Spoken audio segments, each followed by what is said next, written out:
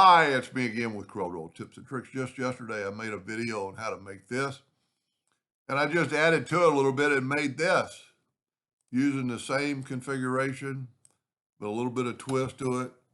We're going to take a square holding down the control button, get your shape tool, bring in that corner, and just like yesterday, this is still a rectangle, but it's got rounded corners. Then we're going to go, I've got mine set pretty high, so you can't go too high.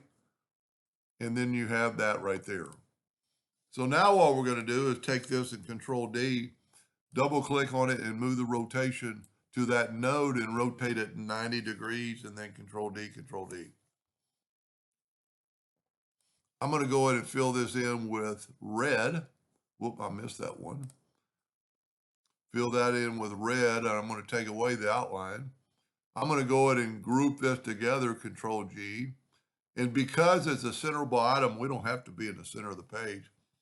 We can Control D and make a duplicate and rotate it 45 degrees. Now that's pretty cool within itself, but you can take this new one, you just rotate it, hold down the Shift key, and look at that. You've created like flowers in the middle and flowers on the outside. Let me zoom in a little bit. That looks pretty good.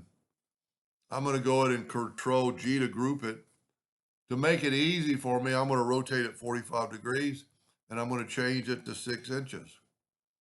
Now my nudge factor is still set on 6 inches from yesterday.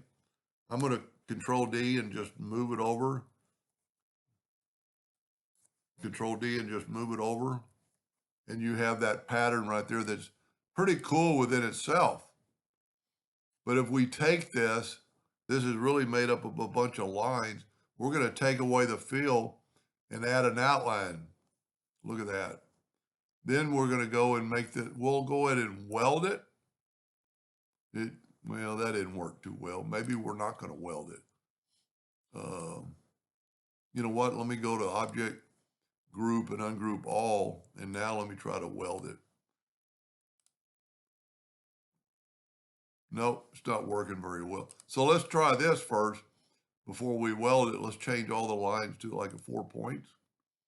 That'll make everything a little thicker to maybe be, you know what? Let's go to Object, convert the outline to an object, and then try to weld it.